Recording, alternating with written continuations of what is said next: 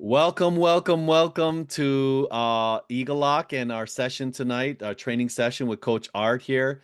I am going to be doing a training session on an overview of the UC application. Now, the last week I was on vacation, and so my counterparts, my coaches, they did an amazing job going through the common application, and I hope that you all were there and able to take advantage of that session because it was incredible. If you didn't get a chance to see that, I would recommend that you go and look at the video on YouTube.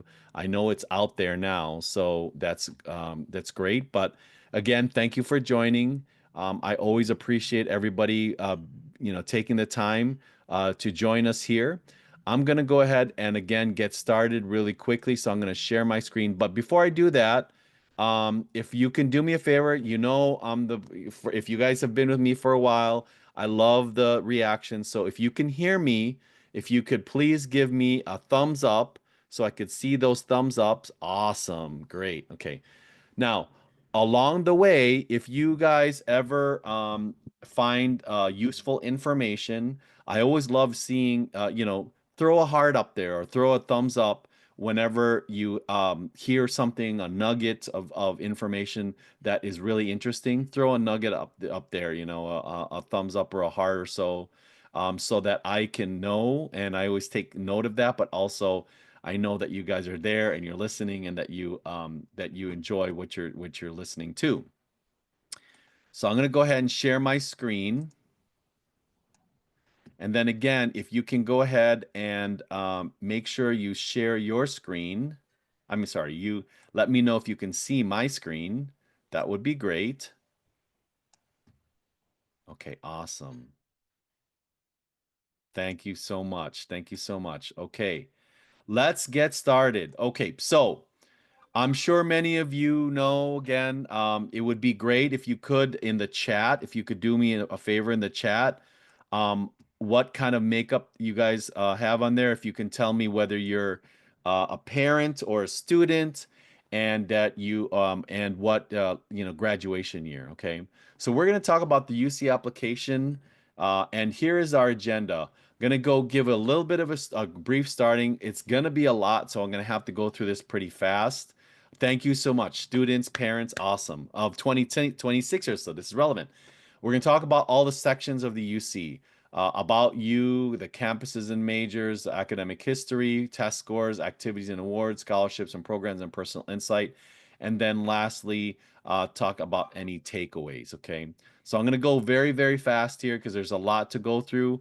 And then so I can try to reserve some time at the end for any of your questions. If you do have questions, please list them in the Q&A section, okay, of this session, and then I will try my best to answer them. So first of all, getting started.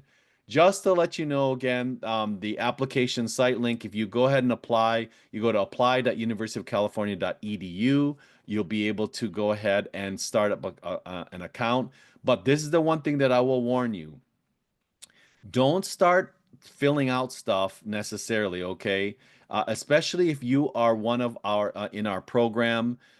Use our workbooks that we would provide during during our intensives and put all the information there. And the reason why is because this will renew on August 1st. When they renew on August 1st, all of the information that was previously there gets wiped out. Okay, so that's the thing. Don't put so much and invest so much time in filling out the application now. First of all, they won't let you do certain things because they locked it down. But secondarily, if it does open up or so, or if you have some information, don't fill it out completely because it'll get wiped out anyway. Okay.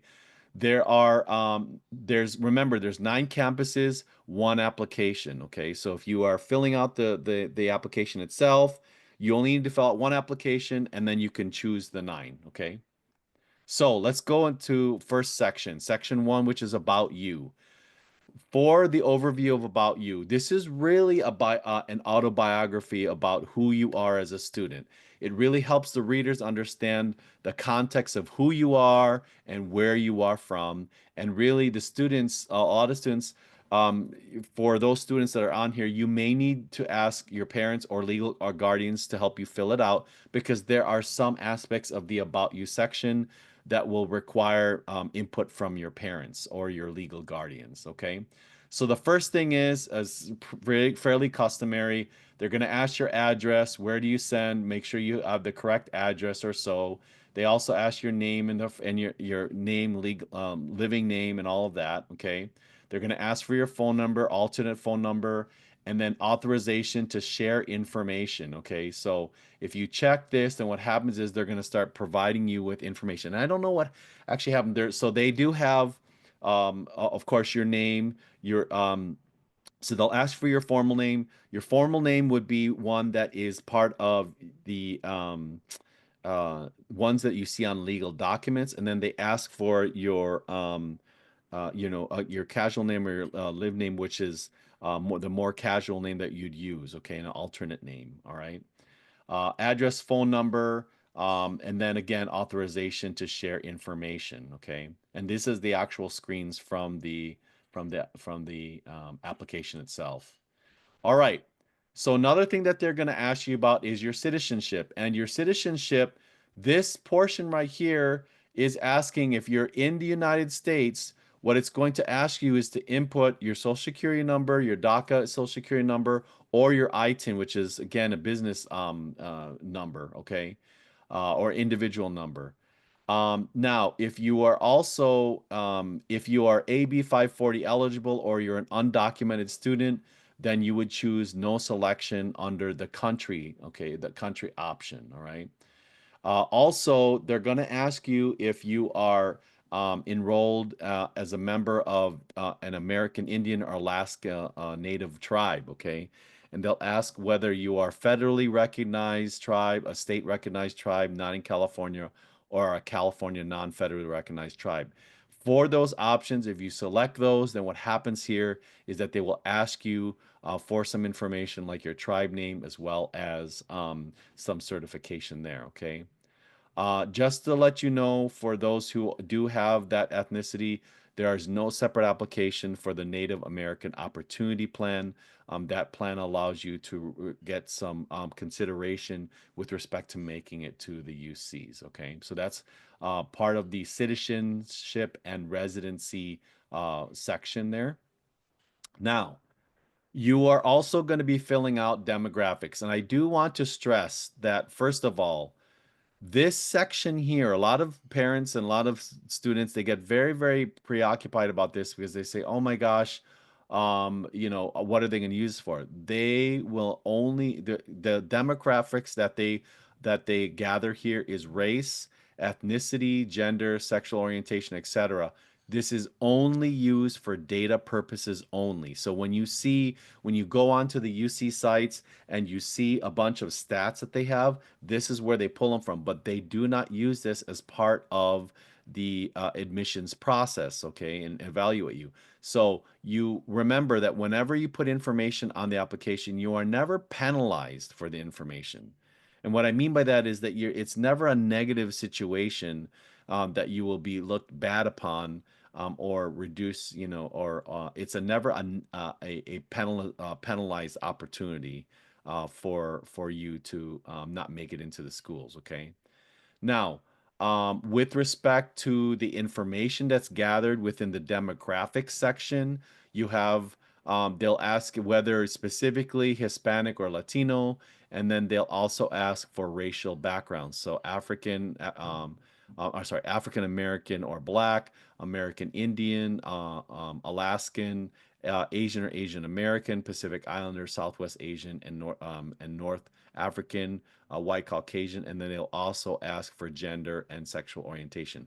I will tell you now, just to let you know that this will change because of the recent changes in government. You probably heard is that now the gender is now going to go back to just male and female. Okay, so there won't be any differentiation there. So when August 1st comes along, that is when we will look at the new application, and then we'll do another one of these to just kind of tell you what are the differences. But that is something that is coming up and changing as of August 1st.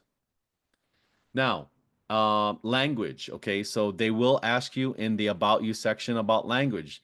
So they'll ask you, first of all, your first speak language. Okay, so basically, again, what language did you learn to speak first? Typically, a lot of students are going to be English, but if not, that's fine. You can choose a different language. So you want to state the other languages if applicable, because it will, when you drop down to choose a language, it's going to say, are there other languages that you know? They will also, ask, and you can see here, tell us a little bit about yourself, okay? Some additional information.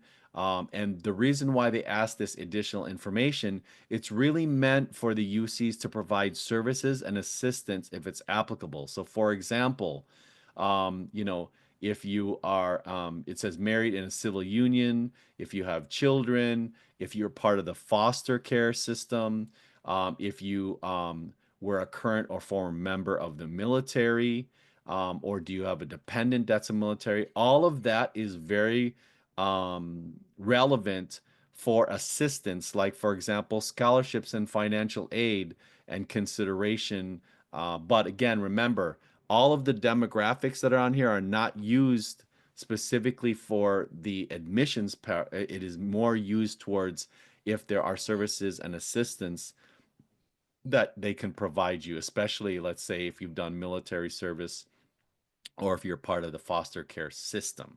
Okay. All right. So, another section that's in the About You section is the Do you live by it's basically your income.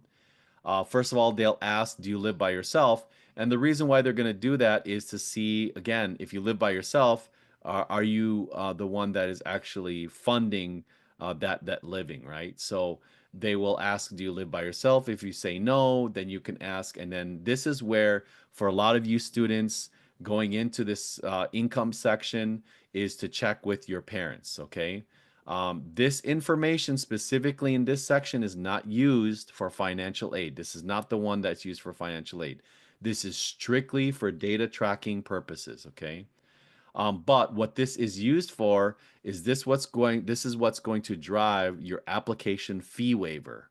So remember, if you put in, I believe the mark is, and I forgot, gosh, I can't believe I forgot this.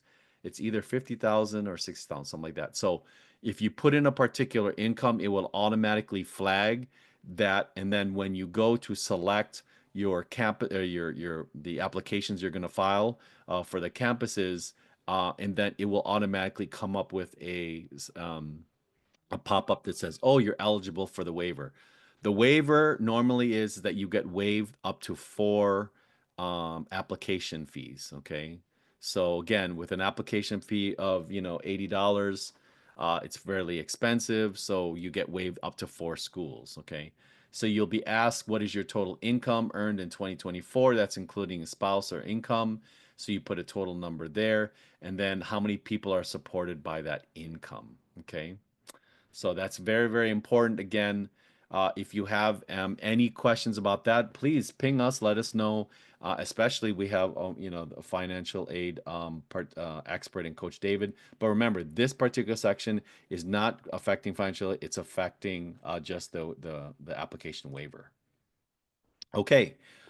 After you've done all of that, it's going to ask you about your parents, okay? And it's going to ask you about your parent educational level. So you can choose all the way up to postgraduate. This really, again, helps the UCs determine if the student is a first generation student. And one thing is that with first generation students, you do also get some considerations with respect to scholarships, financial aid, okay? There are also programs that are available at the UCs for first gen, okay? So, first generation is defined if both parents or guardians have not received their 4-year US bachelor's degree, okay? Again, stress US bachelor's degree. So that's the reason why a lot of students, I've seen this before, they ask, well, Coach Art, is it important to fill out, these sections? And yes, it is.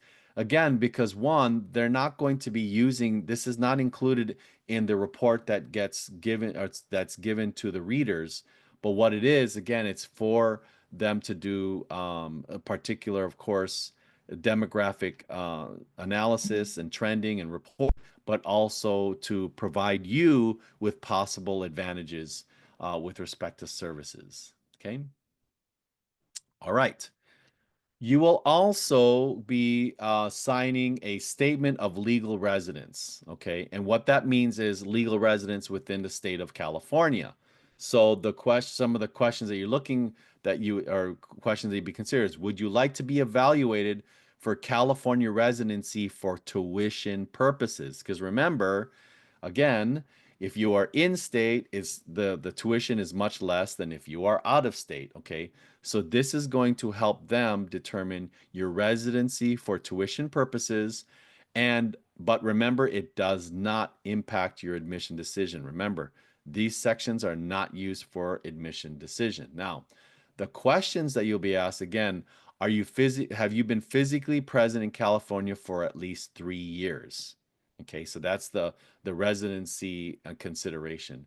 Have you and or your parents established California as your permanent home for the past 366 days or more? Okay, that's another one. And then they'll also ask for your parents' residency status and their citizenship. And again, there is also a signing, an area signing for the acknowledgement of truth and the availability of documentation. So that what they're saying here is that if there's any questions about citizenship or residency, they have the right to be able to ask you for appropriate and available documentation to prove that. Okay, so that's part of this section here for the statement of legal residence. Okay. So let's go on to section 2. Now, as you can see, section 1 was a long section that you're basically, it's almost, again, it's like one of those applications at DMV or when you're signing up for your loan papers from it. It's basically just asking all of the basic information about your name, address, phone number, all of that, but then also about you. It truly is an autobiography about you. The next thing that we go through is the campuses and majors. So now, first of all, when you get into this section, you are going to be asked for the acknowledgement of UC values. Okay. Now, the University of California has very, very strict values with respect to community principles. It talks about honesty, integrity, respect for differences and commonalities, the rejection of discrimination. Okay. And so this is one thing that you need to make sure that you check box. And again, as you can see here, we are committed to ensuring freedom of expression. The UCs, I think, out of a lot of the different school systems throughout the United States, is very, very, very strict and very serious about, the freedom of expression, individuality, inclusivity, or so. So you need to make sure that you check this, and if you don't, then you're not going to be able to submit your application because it's required. Okay.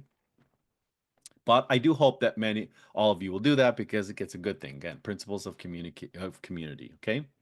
So once you've done the acknowledgement of the UC values, what you're going to do next is that you are going to select your campuses. Okay.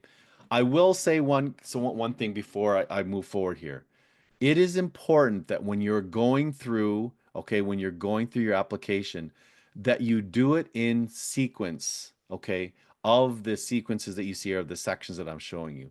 And the reason why is you don't want to be skipping ahead to certain sections, at least for the first, when you go through the first time, because if you miss certain sections, that will not open up some opportunities with respect to, let's say, scholarships or other considerations or other questions. Okay, because the application itself does have some nuances in which if you select certain things here, it will open up certain other sections. Okay, or other options.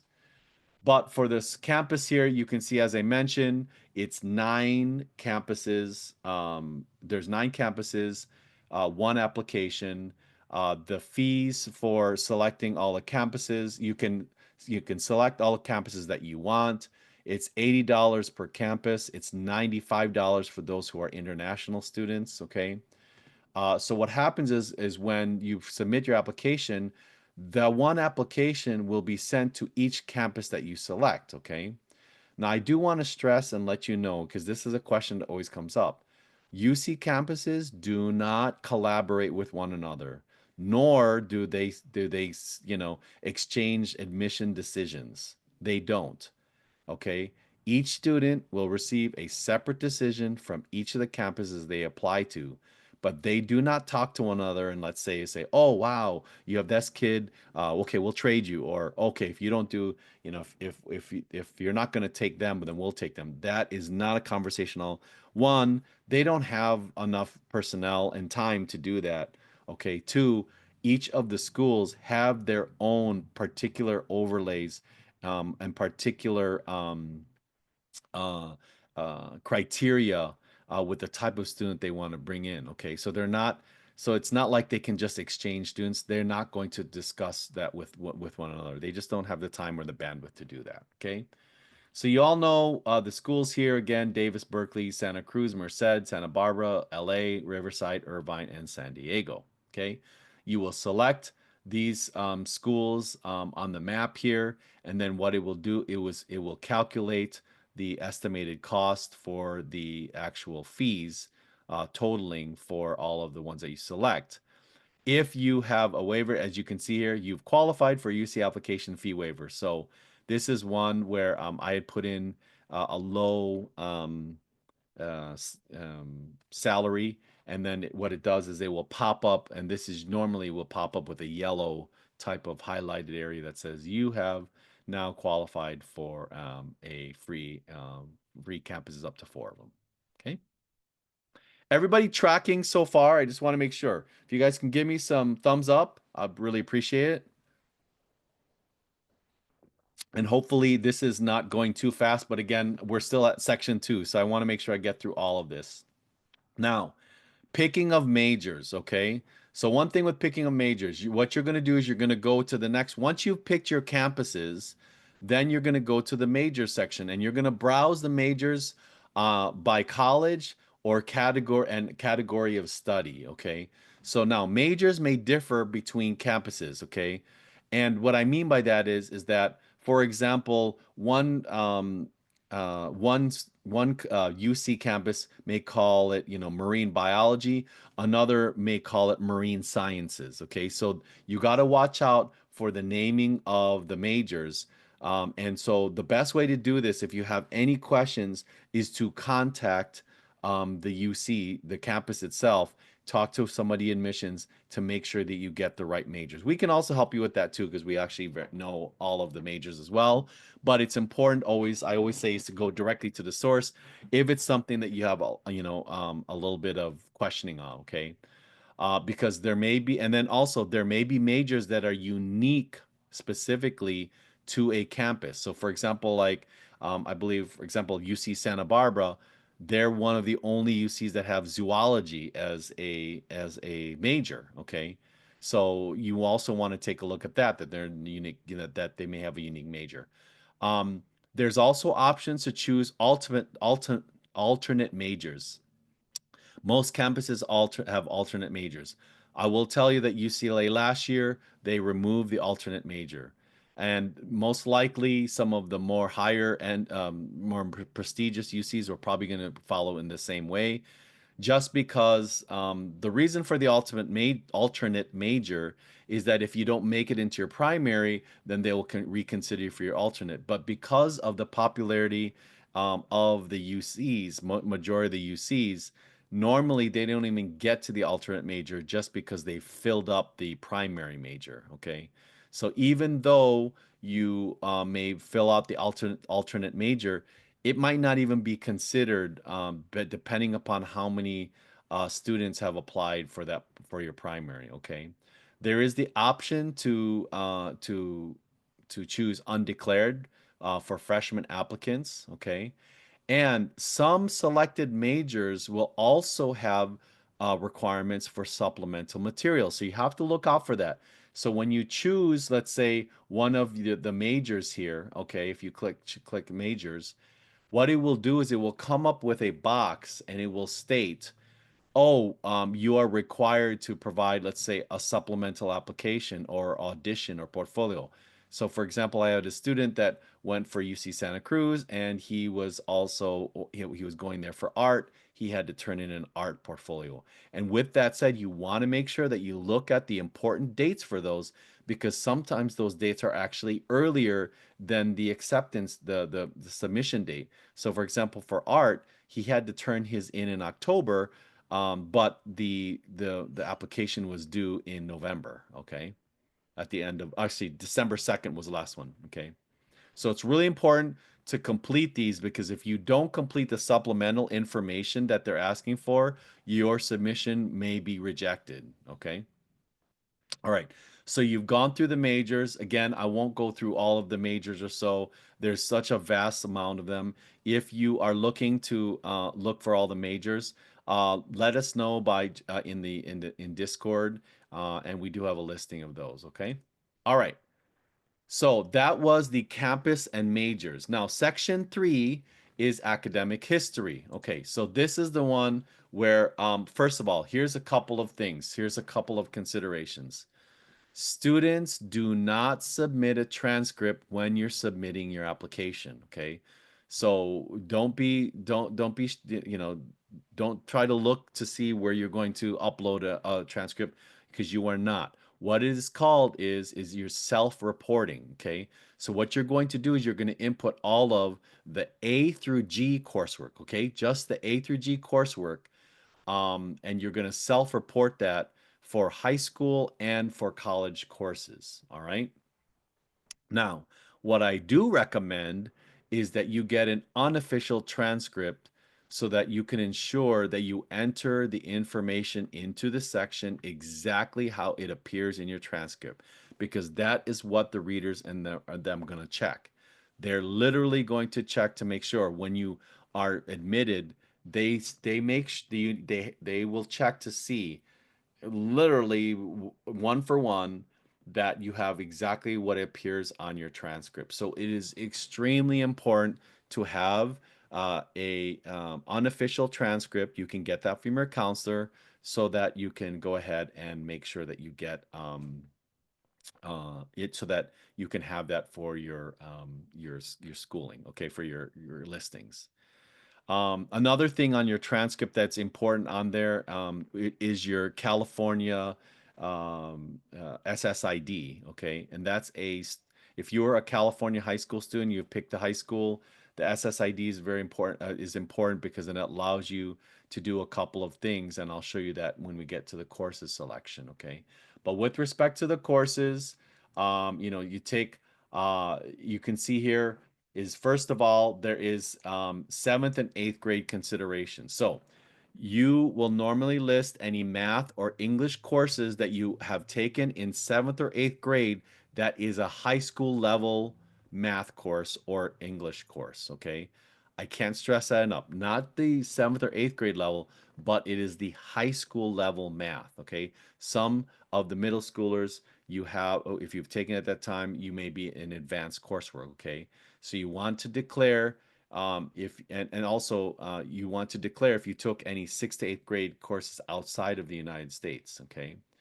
In this here, you want to list courses that you've taken as long as you've achieved a grade of C or higher. Okay. So again, they're high school level courses, math and English, C or higher. Okay. But remember that these particular courses will not be used to calculate the UC GPA. Now, remember, we've always talked about, from a GPA perspective, it's not as important, but still, they still do derive the UC GPA. It is still a consideration as part of the UC application. It is not a huge factor, but it is still a factor. But remember that the seventh and eighth grade courses will not play into and calculated as part of the UC GPA. Okay. Grade levels. Okay, so what happens here is when you go ahead and you start listing out the courses, you're going to list these courses by your grade level, 9th, 10th, 11th, and 12th. It is a very easy let me take this easy process. It's a very self-explanatory process when it comes to clicking on the buttons and saying, enter your course, enter your grade. So, a couple of things. First of all, you're going to list out the course category, the course name, the honor type. So, the honor type is honors, considered honors.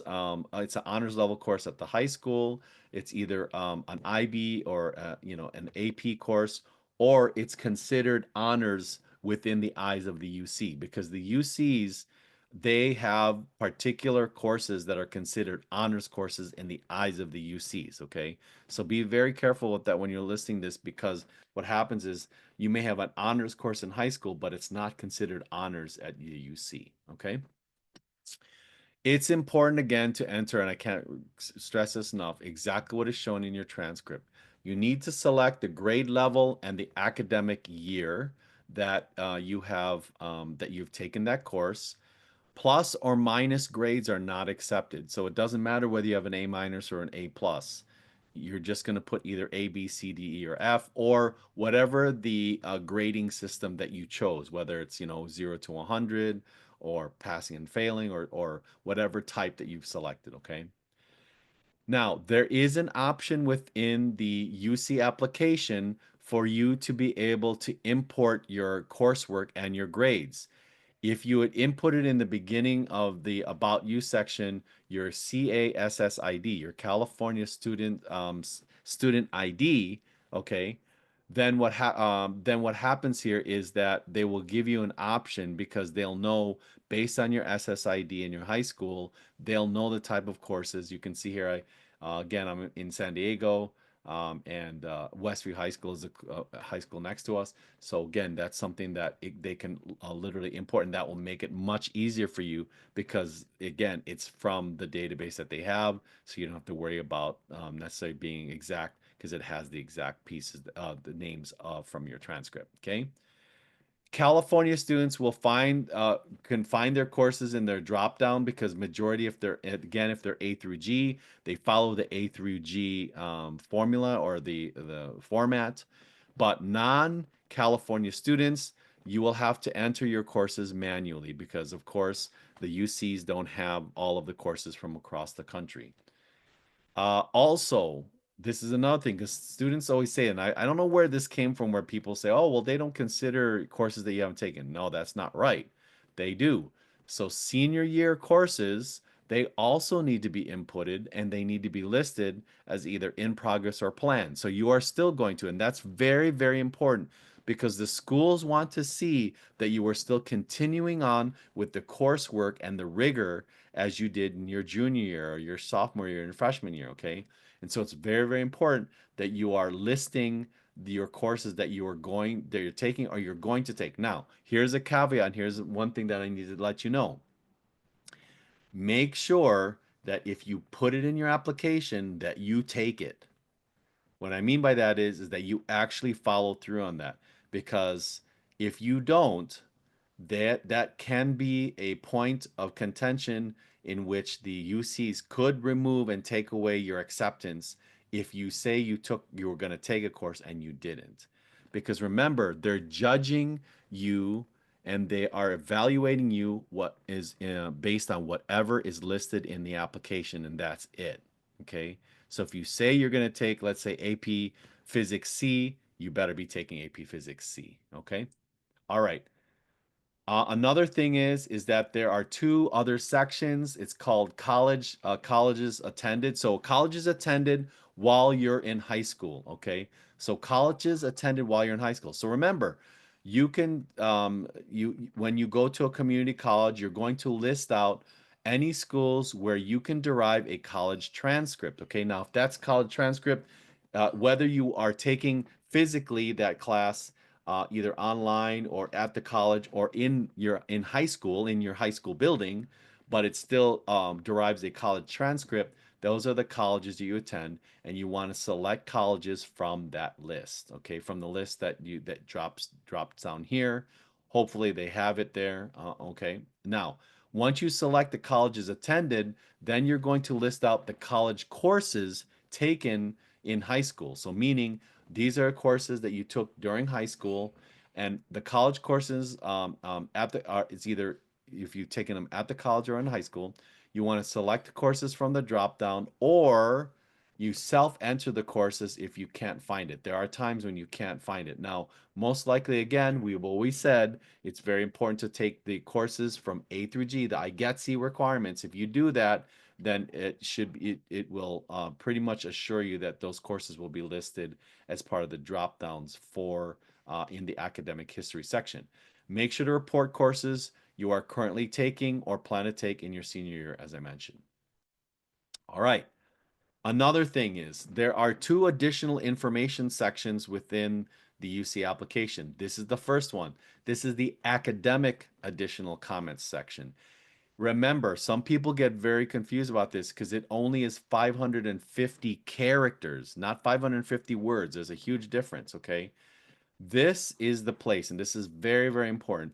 This is a place where you explain your poor grades, attendance issues, specific coursework, maybe special grading systems, things that affected you academically. It is important and vitally important that you fill this in if that is.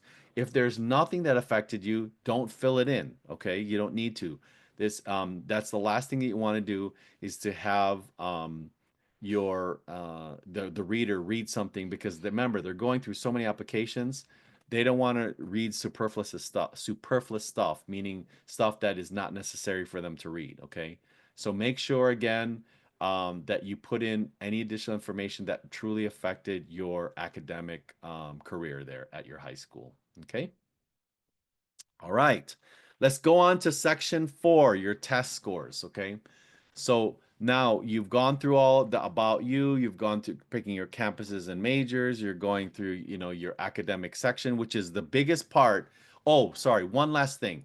With respect to the academic history, what I always say to my students is this: once you fill in the information, the one thing that I do like about counselors in high school is I would go to them and actually show them on screen your application, the online application. Show them how you fill it out, okay? Because they are trained in this, okay? Or they should be.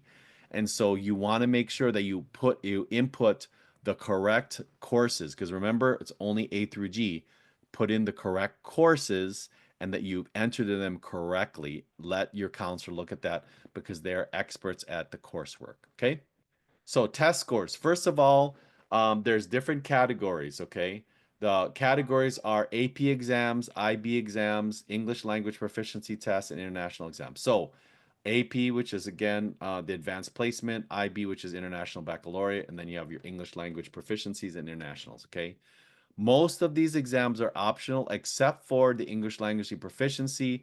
If you've marked in your application that it's not your primary language or you haven't been in the country for long enough, then they may require you to prove your English language proficiency. Okay. Remember, test scores with respect to SAT and ACT scores are not considered. Don't put them in. It specifically says not to put them in. Okay. I have heard, and this is even directly from Coach Tony, is that they're going to ask you not to put it in. So don't put it in because if you do, that means you're not listening to the instructions. Okay. So there's no use to put in your SAT and ACT scores. Now, the only caveat to that is that if you're doing ACT writing or SAT writing, you could use that as part of your English language proficiencies. Okay, so we'll go through that. For the AP exam, you want to put the ones that are completed or not completed. Remember, as I mentioned, you want to put everything that you're doing also that you haven't done. So, for example, if you are a senior and you're going to take your AP exams in your senior year, you want to list those out that you're going to take it. But remember, as I mentioned, if you put it on, make sure you complete it because they're evaluating you based on what you put in the actual application itself. You're going to tell them when you took the exam, which exams, and the score if it's completed. And if you are admitted, then the students, okay, all the students will have to verify all their exam scores by showing them, the links to the AP board or the college board or so. Okay, so it's really important that you will be asked to verify your exams if you are admitted as part of submitting your transcripts and your scores. Okay. Another thing, IB exams. So with respect to IB exams, again, you want to put in your planned or completed exams that you'll be taking, when you're going to take it, which exams, your score. And there's also another question that says, will you be completing your IB diploma? Okay, your full IB diploma. If you're going to, then check it. Okay, that's a huge accomplishment. Looks great on your application. So if you're going to do that, make sure you check box that. Okay, don't forget. Now, English proficiency wise, here we go. Students from a country where the language of instruction is not English, for 3 or more years, you are required to demonstrate English language proficiency. So you'll have to put in, and what are those tests that you can take to prove that?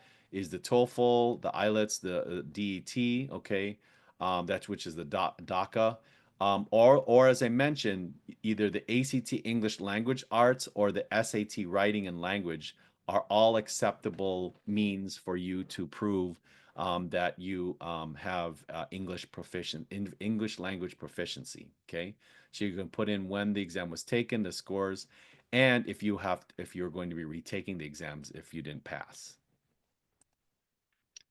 International exams, if you have taken any international exams, this is fairly new, but you can see here the GCSE, any O levels, normally again, O levels from, from the European countries, or any standard board exams from India and other countries. You want to list the exam type, and you want to list the exam types taken or planned, okay? So taken or plans, you want to add list all of those if you are an international student. All right. Section 5, activities and awards. We're getting there, so I'm trying to move as fast as I can here. So this is the overview or activities. First of all, you are going to list out 20, there's the opportunity to list 20 activities and awards, okay? You do not have to rank them in order. That's different from the common application. Here, you just put them in order because they are all considered equally. Okay, all considered equally. All right. Now the activities. So the UCs, they use a holistic review approach where they consider academics and non-academic factors such as the activities. Okay, there's 13 points that they consider. So remember, activities don't need to be formal or sponsored by a school. Of course, they can be, but they don't need to be. It can be anything that you're doing. And again, there are 6 categories, okay? Award or honor, educational preparation program, extracurricular activities, other coursework, volunteering community service, and work experience. Now, it is vitally, vitally important, okay? Vitally, vitally important that you fill this section out correctly. Again, you're part of our program. Make sure that you consult with your coach because this is an opportunity just like it to treat this like it is a mini prompt, a mini PIQ, a mini essay. Because if you do this correctly, this really can show a lot about who you are with multiple up to 20 opportunities to show them who you are. And so the way you write these are very, very important. So when you enter in and do your activities, okay, you're going to enter in the type of category that I just mentioned, the name of the activity. You have 60 characters. What did you do, which is 350 characters. What grade did you do the activity in, either 9 through 12 or after 12th grade? Again, after 12th grade is for transfers. How much time did you spend, hours per week, weeks per year, and then the average. And what you want to do is you want to average that time. I always say average on the high side, okay? When I'm not gonna go through necessarily how to write your activities. If you need to look at that, look at my activity, how to write activities video training that I have on YouTube. But just to give you a little bit, readers are looking for commitment, hours, progression, and leadership, which we always talk about, and bulleted sentences that have quantity, impact, and action verbs. Focus on you, not others. Okay. So this activity section, I can't tell you enough. Remember how we always say that academics, activities, and the application. This is vitally important that you fill this out correctly. Don't shortchange these areas here. Don't shortchange the 350 characters. Try to fill it up as much as possible, as well as the 60 characters. Okay, section 6, scholarships and support. I'm going to run through this really fast. So section 6 is just a high-level overview, is depending upon the UC campuses that you fill out. Okay, remember how you said you want to do this in order? This is the area that it affects it a lot, because there can be up to 10 scholarship categories that will appear based on the selections that you made throughout the sequence of the application. Students have the ability to provide interest in these scholarships, and you want to make sure to fill out the application, as I mentioned, in sequential order so that they'll show up. How pertinent or how relevant is this? I haven't really seen a lot of relevance with respect to coming out of this, but again, it is an opportunity for you to select scholarship information and scholarship consideration. I haven't seen a lot that kind of came out of this, but it's not something that you should avoid. Just go ahead and fill it out. It's always good to fill out and be complete with respect to your application. All right. Another section here is what we call support programs. The Educational Opportunity Program, which is the EOP. This is assistance and guidance and mentorship for those who are first gen or low income. And then they also have support for foster youth programs. So those who have been a former foster or current foster students, you get, as I mentioned, there's a lot of amazing opportunities for those who have been in the foster system, like the Renaissance Scholar Program, Guardian Scholars, Hope Scholars, and Fire Scholars. Okay. All right. Section 7. We're at the last section, okay? I know I flew by this, but again, again, if you step by step go through all of these, you shouldn't necessarily have a huge problem. And if you are part of our program, one of the things that we do once you've completed all your essays is we do a send-off call, and what we do is we go through line by line of this application, line by line, to make sure that you fill it out correctly. Okay. So the PIQs is the last section here. You have to respond to 4 out of the 8 questions. There are 350 words per prompt. Remember, each UC gets the same response. Okay, each UC gets the same response. So you don't want to repeat the question in the response itself, okay? Because what happens is if you repeat the question, it is impacting on your 350 words, and 350 words is not a lot, okay? 350 words is definitely, excuse me, not a lot for your PIQs. Now, here are the various PIQs and the questions that you're going to answer. They have themes, okay? So the first one is about leadership. The next one is about creativity. The next one is about greatest talent or skill. The next one is significant educational opportunity or overcoming barriers. The next one is a significant challenge that you face and how you overcome it. The next one is academic subject that inspires you. And the next one is about community service, okay, and how you made a better place. And then the last one is a catch-all beyond what has always been already been shared. What makes you a strong candidate? One little advice: we always try to steer away from number 8, and the reason why is because number 8, there's just no context for the reader to really pinpoint and focus on what you're trying to tell them. Okay, so that's why we always say 1 through 7. And we always also say kind of steer away from the significant challenges you can, because the key thing here is significant. Okay, significant means something very, very significant. Like, for example, you had a severe medical issue, okay, or maybe you lost a loved one that has severely affected you, okay. Those are the kind of significant things, but not something like, oh, I got a C in calculus. That is not considered significant, okay. Last thing here is the additional comments section. I can't say it enough. It's very, very important. First of all, with this additional comments, if you have something to tell them, definitely use it. This section is 550 words. But again, you want to make sure that this is something that you're adding information in here that was not, again, that was not included in the rest of the application, okay? And this, because remember, there's an academic additional comment section. There's also this section is for anything that's non-academic. For example, let's say that you are affected because you had to take care of your siblings the entire time you're in high school, like family responsibilities, life impacting events. Okay. So this area here is not supposed to be used for essays. Do not, because you have an extra essay, you want to pop it in here. If you do that, you will piss off the readers. They do not, and it literally says on here, this shouldn't be an essay. Okay, so don't write an essay. This is purely, bulleted information if you can. But you're giving them important information that is vital for them to recognize that may have affected your ability to maybe do well in school, in college. I mean, sorry, in high school, or things that you really are some significance that maybe you couldn't add as part of your activities, so you can add it here. Okay. All right. Let's do takeaways. So, quick takeaways. First of all, applications open on August 1st. Typically, the submission period is between October 1st and November 30th. Okay. Last year, it was December 2nd, and that's just because this date fell in line with Thanksgiving. But most likely, if it doesn't, then it's be November 30th. There is no early decision or early action period for UCs. That's just basically you turn it all in at the latest date there.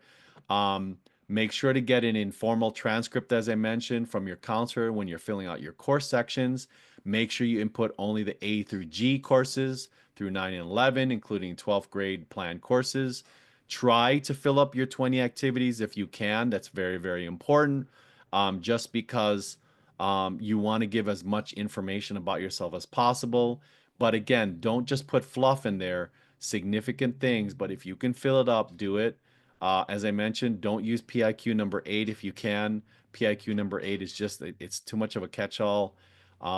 Apply to as many UCs as you can, because remember, it's one application. If you can afford the fee, do it. Okay. And, you might be surprised. I have seen students that surprised they check box, either UCLA and Berkeley, and they made it in. They're like, wow, I couldn't believe it. And they were, in the beginning, initially not going to do that. Remember, you cannot edit after you submit. Okay, you cannot edit your information after you submit, except for contact information. If there is something that is vitally different, or you made a mistake or so, you're going to need to contact the specific school campus and then let them know, and they may be able to change it. But remember, once it's in there was 207,000 applications submitted last year. It is very difficult for them to go and, to make that change, and you don't know when it's going to be submitted within the process of admission. So you need to make sure, and this is what the last part here, save or print a copy of a submitted application. But there are a lot of opportunities throughout the application where they have review sections. Make sure you take advantage of those review sections, and you make sure that the information there is correct, because if it isn't, again, you cannot edit it after it is submitted. Okay. With that said, whew, I got through. I got 3 minutes. I got 3 minutes. First of all, was that helpful? Was that valuable? Please let me know. Give me a heart. Give me a thumbs up or so. I know that I went through that really, really quickly, and I'm sorry about that. It's just that the application, there's so much to it. But again, coach, all of our coaches, we do a lot of training on the separate areas. For example, like the essays and the activity section, and everything else. So look for those. Okay, look for those. Let me see if there's any questions. If there's any questions, or I don't see any. Oh, maybe there is in the chat. Let me see here. What is IB exam? That's the International Baccalaureate. So what that is, it's equivalent to AP, but it's normally in the international countries. It's like equivalent to the AP, but if you don't have that, a lot of schools don't have it in the United States. Some of them do.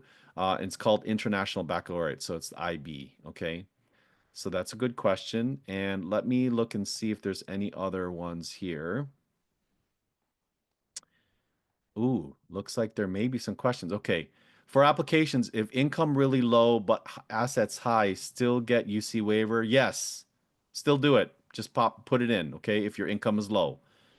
Yes, they're again, those are independent. They're not going to look at that as long as if you put that in. But remember, you got to make sure that you put it in accurately.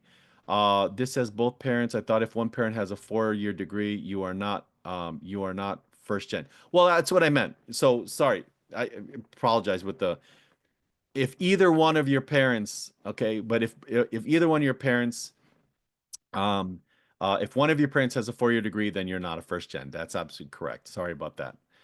Is a person still considered first gen if their parents have a bachelor's degree from a different country? No. So it has to be U.S. Okay. So that's again, and I specifically looked at that, and so you can be considered if you haven't gotten a U.S. Okay. Does summer of 8th grade count as high school? It does if you take a high school level course. Okay. So remember, everything that's available um, after you graduate from 8th grade, you are considered a rising freshman. Okay. So that's to just let you know. So I think that's what you mean. Does summer of 8th grade. So eighth meaning after 8th grade, it is counted as in high school. Okay. Where do you enter courses taken online from other high schools, not community college? So in the section where you have high schools, you will be they have actually a button that says other if you have attended other high schools, you'll click on that on the other high schools, and then what you'll do is you'll go ahead and fill out the courses based on that. Okay. What if we don't declare major in application? Will it impact admissions?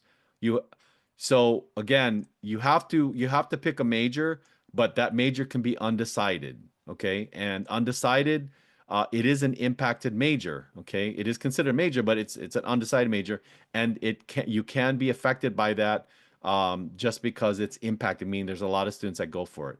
I know I'm at 7 o'clock. I apologize. I know I'm over. So for those, I know you're probably traveling. I'm gonna take one more question here.